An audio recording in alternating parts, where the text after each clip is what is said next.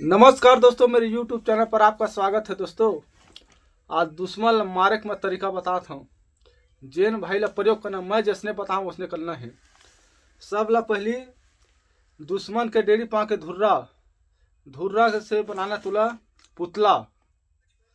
शमशान घाट के माटे और धुर्रा और दोनों मिला के पुतला बनाए। पुतला बनाए के बाद छिपकली के खून में वो पुतला में नाम लिखना है दुश्मन के नाम लिख के वो खड़ा कर दे।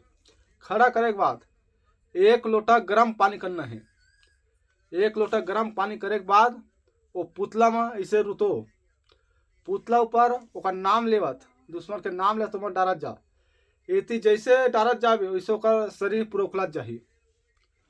ओकर चिमड़ी में पूरा उखलत जाही। गर्म पानी डालना है पुतला में और दुश्मन के चिमड़ी उखलत जाही। और एक सामान लगी तोला 11 ठा नींबू, 5 प्रकार की मिठाई, 1 नरियर और 3 बंगला पान। बस इतने सामान लगी। इमा तो अगरबत्ती लगा, ना दारू लगा, ना गांजा लगा, ना कुछ नहीं लगा। 3 सामान लगी। इतना सामान लगकर और गर्म पानी कर ले। गर्म पानी करके पुतला में डार। एला करना तुला 7 दिन।